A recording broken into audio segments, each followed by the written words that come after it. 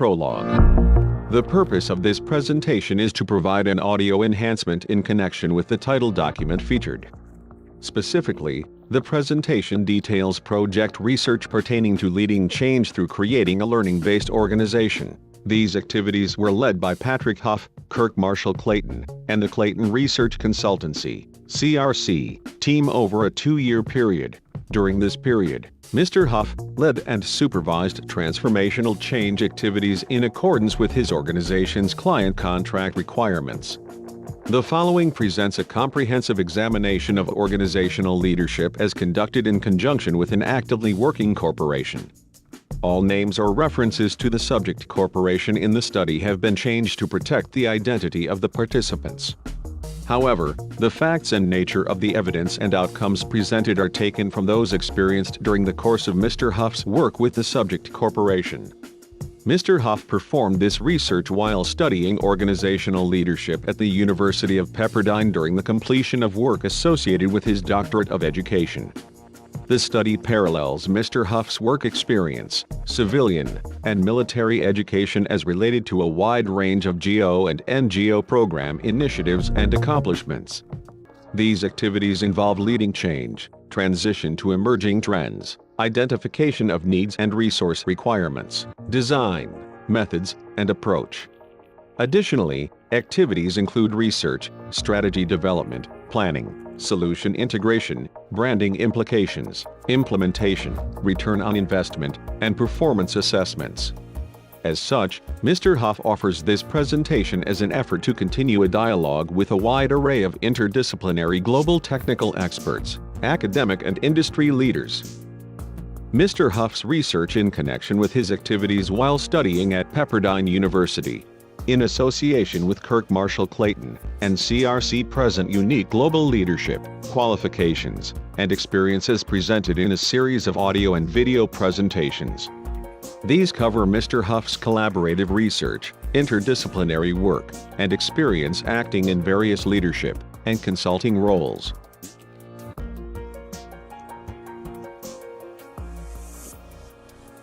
Leading change, transforming a construction services company to a learning organization. A comprehensive examination, presented to the faculty of the Graduate School of Education and Psychology, Pepperdine University, Los Angeles, California. The author of this paper is Patrick D. Huff. It is in partial fulfillment of requirements pertaining to the completion of a Doctor of Education in Organizational Leadership, November 2013. Mr. Huff wishes to thank the faculty and staff of the Graduate School of Education and Psychology for sharing their knowledge, experience, and contributions that enabled the completion of this work. Of particular note are the composition, theory, framework, and editing advice provided by Dr. June Schmeider Ramirez, Dr. Farzin Majidi, Dr. Kathleen Plinsky, Dr. Jack McManus, and Dr. Andrew Harvey. A recitation of the separately published manuscript follows to include an overview of the manuscript's contents and page references. Table of Contents. Chapter 1. Environmental Overview, page 1. MBTI Overview, page 2. Purpose of My Change Plan Initiative, CPI, page 3. My Leadership Approach, page 7. MBTI 2, page 7. FIRO-B, page 8. Strengths Finder 2.0, page 9. 5-Factor Model, page 10. Emotional Intelligence, page 10. Situational Leadership, page 11. Transformational Leadership, page 12. Ethics and Moral Judgment, page 13. A Phased Gate Approach, page 13. Abstract. This paper introduces a plan to increase Master Builders Incorporated knowledge, customer base, and sales by integrating an adult learning program where success will be measured by increasing the number of employees that achieve Project Management Professional (PMP) certifications. This knowledge is considered critical when avoiding the common trap of attempting to do too many projects with limited resources, training, and ill-informed leadership. Versa, 2012. Which in turn prevents achieving a sustainable market advantage. The Small Business Administration classifies Master Builders Incorporated, located in Los Angeles, California, as a small business construction services company. Since 2008, Master Builders Incorporated, MBI, has experienced performance problems that have resulted in flattened sales due to its leadership style and the absence of a learning culture as discovered in recent LPI 360 surveys and environmental assessments. This plan responds to MBI's Chief Executive Officer's (CEO) needs by implementing leadership and development programs necessary to drive culture change within MBI as it positions itself for an initial public IPO, viewed as critical to its survival within the next 2 years. My role in the effort is to act as the Change Management Officer (CMO), responsible for leading the plan's development and implementation. The plan is framed by a SPELIT and SWOT needs assessment and shaped by applying John Kotter's 8-stage change model. The learning program utilizes Daryl Sink's ADDIE and ISD models to analyze, design, develop, implement, and evaluate results. To ensure effectiveness, Malcolm Knowles' theory of andragogy, Peter Singe's learning principles, and Kirkpatrick's 4 levels of evaluation are utilized as grounded theories to create and measure reaction, learning, behavior change and results.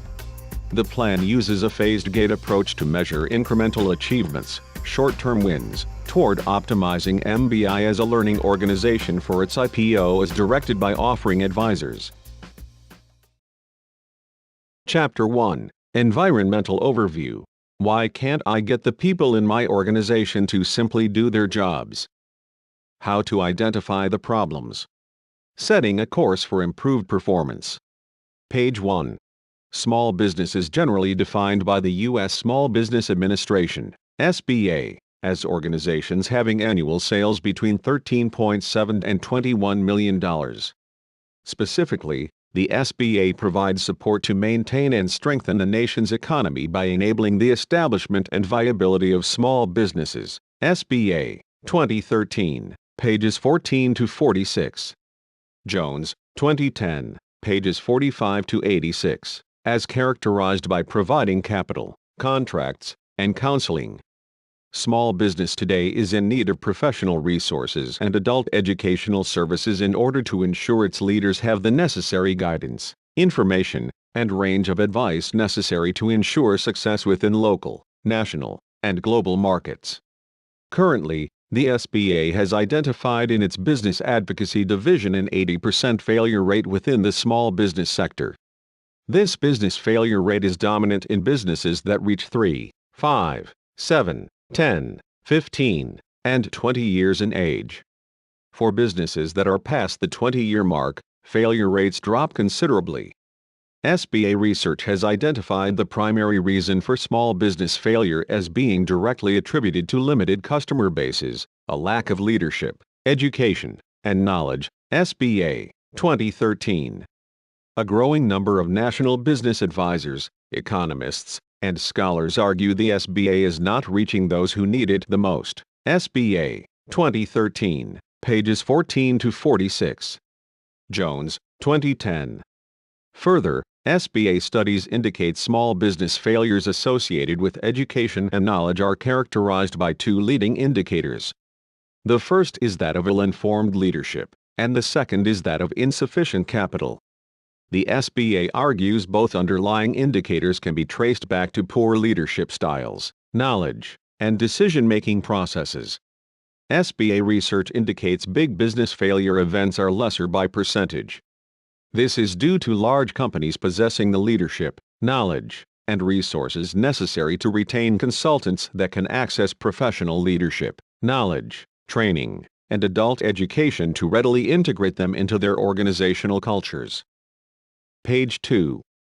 As a result, the lack of resources and access to leadership training and adult educational programs continues to contribute to high failure rates of small business during a time when the U.S. needs them to succeed in restoring its failing global economy. The process of culture change in small business to improve leadership and performance is one that requires a step-by-step process in which a single critical mistake along the way can lead to overall failure. Kotter, 2012. MBI Overview. As Master Builders Incorporated's MBI, Change Management Officer, CMO, I chose to address the implications of leadership style and workplace culture by utilizing best practices of adult education as guides to influence change within MBI's work environment.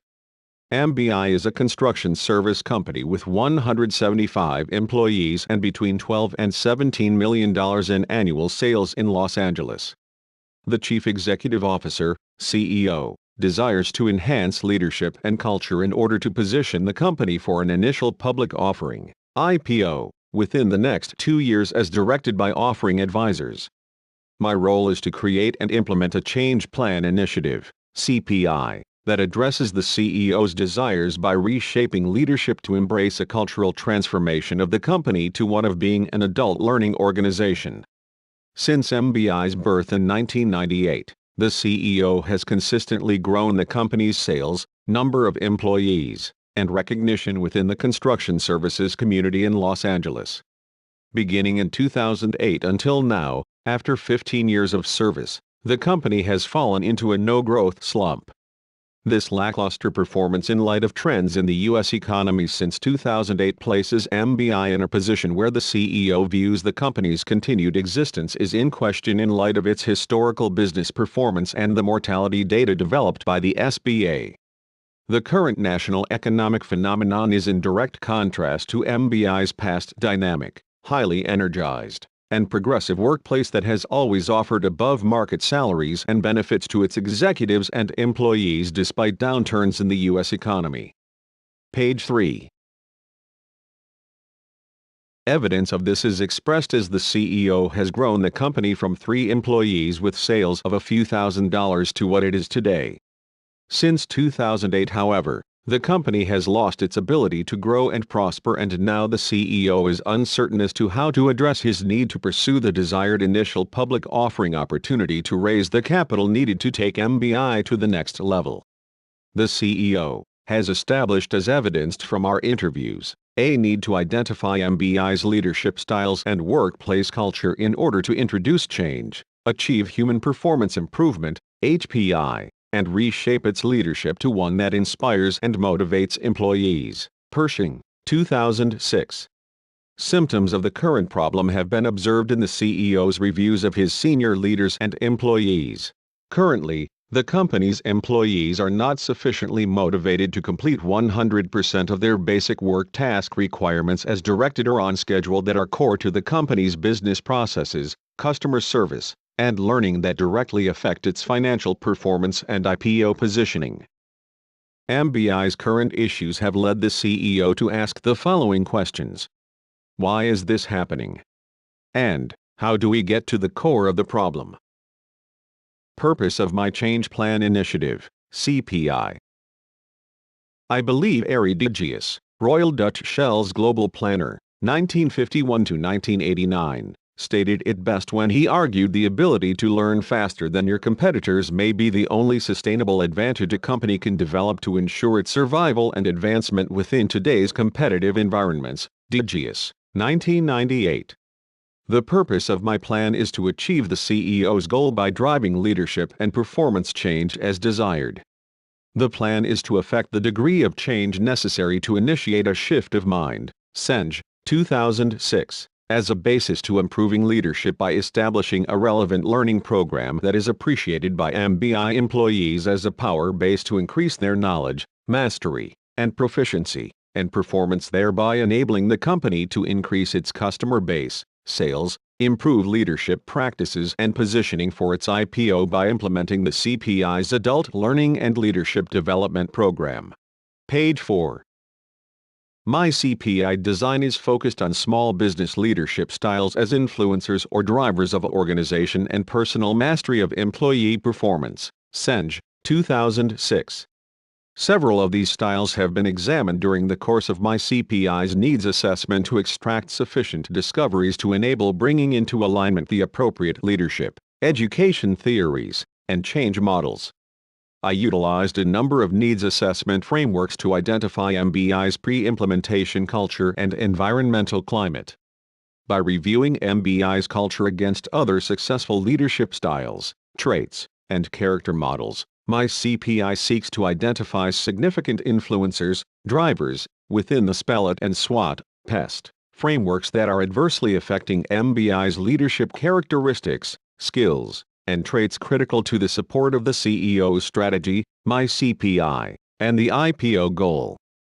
I have chosen to shape my plan in part after Butler's alignment model as represented in Purington, Butler, and Pfister-Gale's research related to creating a learning organization as based on their case study of Rockwell Collins International, RCI, a U.S. company that is headquartered in Cedar Rapids, Iowa. On review, the company shared similar leadership, knowledge, and financial performance issues with MBI. In 1998, Cliff Purington and Chris Butler successfully led the creation of an adult learning and development program in RCI as a stepped process to overcome its leadership and economic performance problems.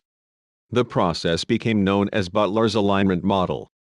Purington and Butler's journey in transforming RCI into a learning organization included the following: 1. Understanding the business. 2. Conducting an organizational assessment. Page 5. 3. Defining the core objectives. 4. Planning a strategy. 5. Selecting learning support services and vendors. 6. Building a business case in support of the plan. 7. Creating an advocacy plan or taking the show on the road. 8. Implementation. 9. Program assessment and modification. And 10. Celebrating success, Purington, Butler, and Pfister-Gale, 2003. I found reviewing Purington and Butler's Build to Learn real-world experiences inspiring and well-grounded pertaining to what I was discovering in my needs assessment of MBI, realizing it would be a fitting model to follow. The stepped process they developed seemed to aptly apply to the challenge confronting me in leading change within MBI's CPI program.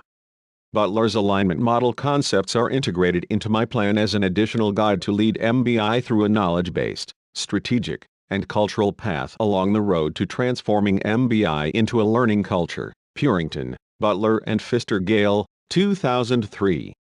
In this accord as MBI's CMO, my CPI includes the objectives of 1. Creating a culture of engagement focused on learning, and inspiring employees to be motivated, enthusiastic, competent, and confident.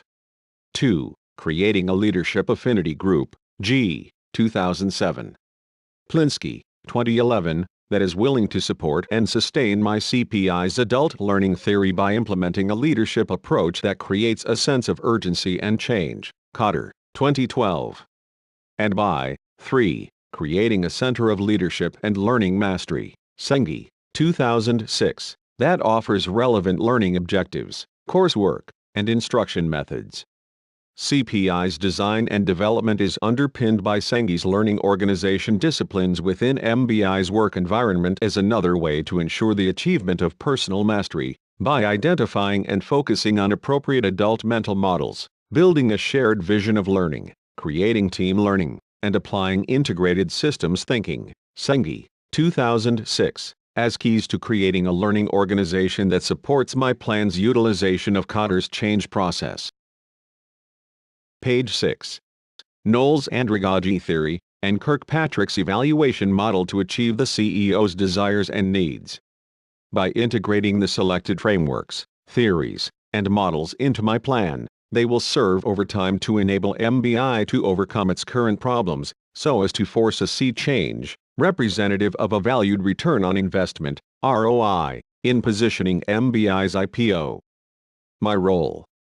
As the company's Change Management Officer, CMO, I chose to lead change by building a team of business professionals with proven track records. When I responded to the placement interview with the CEO, I was looking for a new challenge to assess and instrument change. My education and experience in the Department of Defense, the Army Acquisition Corps, several Fortune 500 companies, together with my entrepreneurial project successes, underpinned my self-confidence in applying for the CMO position. I was later informed my previous experience, leadership, and business qualifications were viewed as critical in the CEO's decision to place his company under my leadership as its CMO. He was passionate about solving the problems he identified as quickly and efficiently as possible so the company could meet the standards of performance necessary to complete its initial public offering, IPO, CIPO Requirements Letter, Appendix A, pages 56. In leading MBI's change, I used my previous education, knowledge, and experience as a guide to assess need, analyze, design, develop, implement, and evaluate my progress in transforming the organization. My commitment was matched with the CEO's agreement and cooperation by offering me complete visibility of the company. The CEO and I mutually agreed a thorough pre-implementation change plan would be prepared and approved prior to initiating any formal assessments or change initiatives. Page 7. After 8 weeks, I had established a relatively detailed change plan initiative, CPI, outline, I thought could confirm the CEO's estimate of the company's problems, identify and establish any associations with the company's leadership style, workplace practices, and culture as related to its overall project performance. The plan was to focus on the findings, identify appropriate actions, and assure progress towards MBI's preparation for the desired IPO. After accepting the CMO position, I realized the insight and depth of experience and knowledge I had gained from the past 30 years in leading project management and construction service organizations placed me in a unique position to lead change within MBI. I knew that by applying my positive situational and transformational leadership as I led change within MBI, I could influence the company to achieve the CEO's goal and vision. My leadership approach. My experience performing professional services as a senior-level executive to several Fortune 500 companies, the U.S. Department of Defense, and as the Chief Executive Officer, CEO, of several small businesses, I have found it necessary to develop and sustain a grounded understanding of my leadership style, strengths, and weaknesses when assuming positions of responsibility. Absent this, I have found it difficult to capture the interest and power necessary to integrate change and innovation into an organization. In dealing with MBI, I found the leadership characteristics its CEO was looking for to be no different. He wanted to be sure he was hiring the best change management officer he could to do the job. As a result, we discussed my leadership style and characteristics, ability to work with groups, and my core personality traits. As such, I provided a summary of my Myers-Briggs Type Indicator, MBTI, FIRO-B Personality Assessment, Strengths and Weaknesses, SF 2.0, and my 5-Factor Model Assessment, FFM, to facilitate his decision process. Page 8. MBTI 2. The Myers-Briggs Type Indicator 2, Jung, 1971. Myers and Myers, 1995.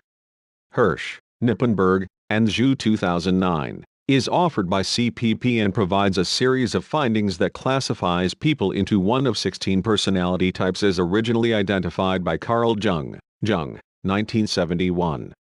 Researchers argue individuals with strong classification scores maintain the same 4 characteristics over time. My type profile has remained the same in the tests I have taken over the last 10 years, which is that of an ENTJ or demonstrating significant relationships with extroversion, intuition, thinking, and judging. Recently, CPP, who provides test consulting to many Fortune 500 companies, summarized the ENTJ characteristic as one of being a commander. In addition, those with NT characteristics tend to be intuitive, out-of-the-box problem solvers and entrepreneurs. NTs represent about 5% of the population. On reflection, I feel the MBTI results significantly represent who I am, although I am not sure it can be viewed as a positive for many reasons. The chief ones being the following. A. I find it difficult and time-consuming attempting to explain to others what my conceptual approach to a solution is. And B. I tend to lack patience with others when I am under extreme pressure to produce a positive outcome or highly effective end product under limited time and environmental constraints.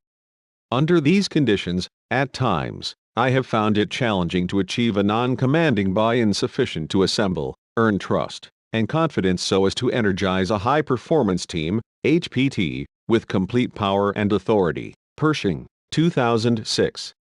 FIRO-B. The Fundamental Interpersonal Relations Orientation, FIRO-B, Hammer, 2004, offered through CPP, is a personality assessment that provides an indication of how people operate and work with one another in teams. The survey provides an indication of a person's degree of need for inclusion, how they include others, their need for control in decision-making, and their methods of dealing with role responsibilities. Page 9. It offers insight into an individual's need for affection as an indicator of their ability to develop emotional ties and affection towards others. The FIROB additionally assists with personality development by providing indicators of a person's image or brand, Caesar, 2013, and appearance to others. When completed properly, the assessment provides insight as to how you can work better and be more effective at being a contributor to a team. The purpose of taking the FIROB is to understand your behavior and that of others in order to improve your leadership, coaching, team building, and conflict management skills in interpersonal situations. I view my knowledge and appropriate applications of these abilities are critical in leading change within MBTI. Strengths Finder 2.0. The Strengths Finder 2.0, SF 2.0, Rath, 2007. Gallup, 2011, offered through Gallup, is designed to identify, define, and assist us in understanding our strengths. Rath encourages us to explore our strengths and develop ideas for action in working with others who share similar strengths. SF 2.0 findings are intended to serve as a guide to applying our top 5 strengths to create tactics, insights, and strategies to maximize our individual, team, and organizational talents. My top 5 strengths are intellection, learner, achiever, relator, and arranger. After reviewing the definitions of each, I am inclined to agree that these traits characterize my passions, drive, and sense of purpose in life. Rath argues we traditionally discount our strengths by devoting ourselves to learning what shapes us into becoming someone we are not. Rath, 2007. Rath continues that most of us devote ourselves from cradle to cubicle attempting to improve our shortcomings. Alternatively, he argues we can become anything we want to be by focusing on following our natural talents that favor being a lot more of who we already are. Rath, 2007. Page 10. Rath's theory and concepts ring true to me as I reflect on my life's experiences, leadership style, successes, and failures. Rath's ideals reinforce my belief that a purposeful life is about making good choices that focus on our true nature. Similarly, during my work experience, I have found successful companies tend to identify and exploit those strengths that best fit the markets they serve. Leadership in these companies tend to represent these strengths in ways that shape practices and workplace environments from top to bottom that best fit the company's purpose and mission.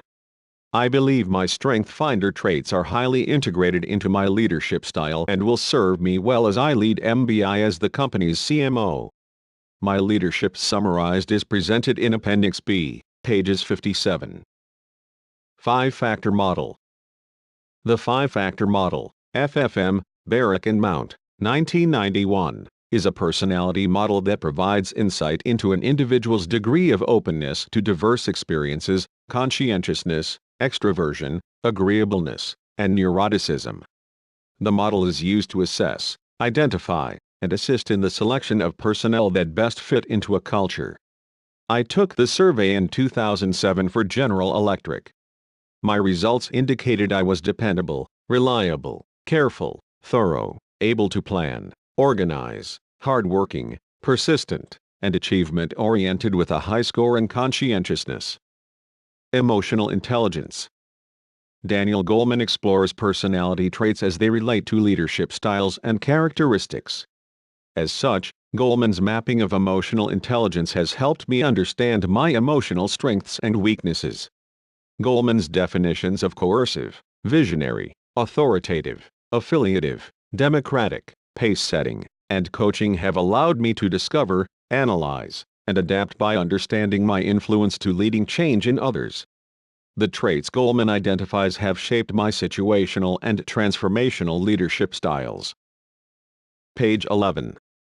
Specifically, my emotional intelligence is critical to initiating, driving achievement, and empowering the development of people and organizations by mobilizing people toward a vision, creating harmony, setting high-performance standards, communicating, and obtaining feedback.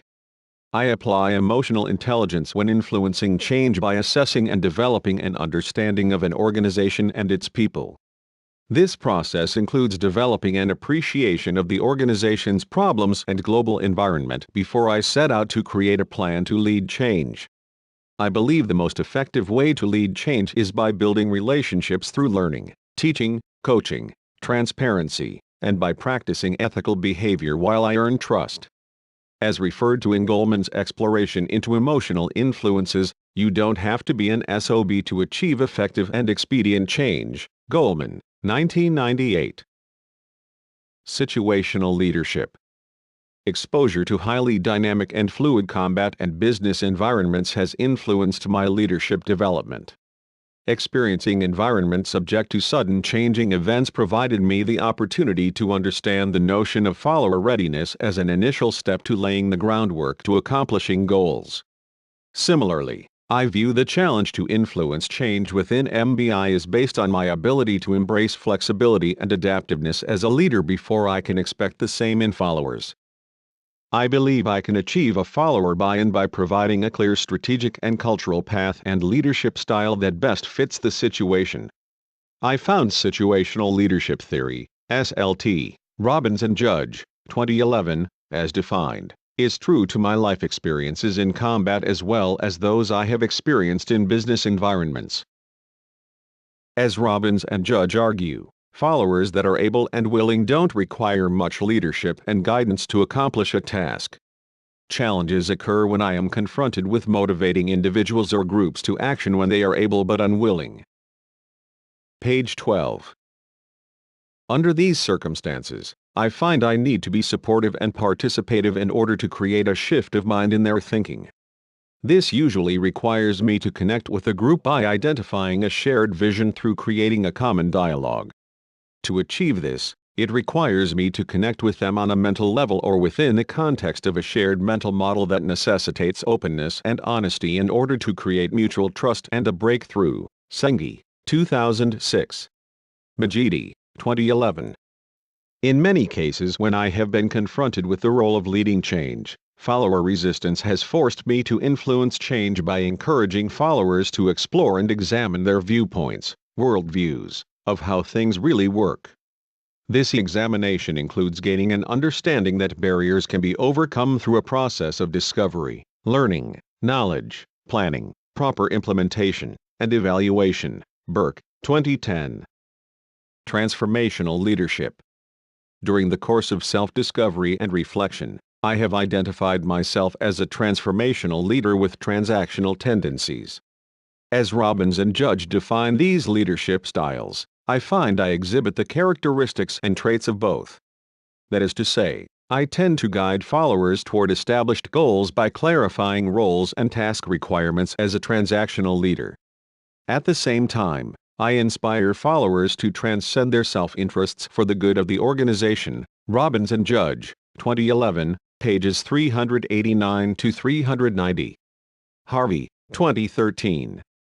In practice, my tendencies as a transformational leader are strongest from the standpoint of trying to create an idealized influence to the extent of providing a sense of mission and overall vision. In addition, these attributes include inspiring motivation and the communication of high expectations by impressing on people the significance of the vision. I exhibit the two additional characteristics of the style, which is to say, I attempt to intellectually stimulate others while at the same time recognize and value individual contributions. Page 13. I highly value transformation traits and characteristics as I feel they are necessary to create a singularity of purpose as a leader. Robbins and Judge, 2011, p. 384-392. Base, 1998, pages 22. Harvey, 2013. Ethics and moral judgment. Trust and respect are essential to building meaningful relationships. Once trust is compromised, all is lost. Ethics and morality are central to creating trust and gaining the respect of others. These qualities are essential pillars of support to brands and trademarks. Caesar, 2013. Harvey, 2013, that reflect on individuals as well as organizations. Many organization problems have ethics or morality issues at their core. These issues eventually erode the organization's culture of trust and brand. In the field of engineering, problems are seldom caused by single points of failure. Instead, multiple points of weakness are commonly found to compromise function and purpose. I believe all leaders need to be mindful of their own behavior as well as that which represents an organization's ethics while planning and implementing change. When I met MBI's executive staff, management, and employees while completing my interviews with the CEO, I was conscious of the company's ethical character. Key items on my checklist included observing each individual's ethics, morals, appearances, and practices. Harvey, 2013. I believe leading change within an organization can only be successfully accomplished by establishing a framework of understanding pertaining to the organization's ethics and moral character as a foundation to change. In the case of MBI, I discovered both the people and the organization they represented maintain a strong ethical and moral code that engendered a culture of trust. Harvey, 2002. A phased gate approach. One of my CPI's initial steps is to assess leadership within MBI to gain an appreciation of current leadership styles, traits, characteristics, and selection inferences that may influence its culture. This step includes the completion of a needs assessment of MBI's environment, Appendix B, pages 57. Page 14. Organizational structure analysis, Appendix F, pages 63. Behavior and knowledge training needs assessments and analysis, Appendix C, pages 58. This approach utilizes Spellet and SWOT environmental frameworks and Kirkpatrick's survey of training needs as a basis for designing, developing, implementing, and evaluating results. My approach in leading change will be to align my personality and leadership style to best fit MBI's culture. By achieving this shared alignment, I will be more empowered to influence and implement change buy-in. By utilizing the above linear 10-phased gate approach to implement ADISD, my plan to identify and achieve MBI's goal will be clear. Page 15. I have applied Kotter's 8-stage change model every step of the way to influence leadership change within the integrated models. As illustrated in figures 1 and 2 above, the two linear models are applied to my plan's pre-implementation, implementation, and post-implementation program components. See figures 3, 4 and 5 pages 35 to 39. We trust the information provided so far was beneficial, and wish to thank you for your interests in this portion of the presentation. Individual agency or corporate representative support is available on request by directly contacting Mr. Huff through his LinkedIn account, under the Contact Information tab on the homepage. Questions or additional information pertaining to the presentation and supporting materials are available on request. References supporting Mr. Huff's work are summarized at the end of this presentation. Again, we wish to thank you for your interest in this presentation, and would appreciate your observations and comments. We wish to thank the faculty and staff at Pepperdine University, those government and non-government organizations, artists, and subject matter experts that participated in supporting the research, and for making this study and presentation possible.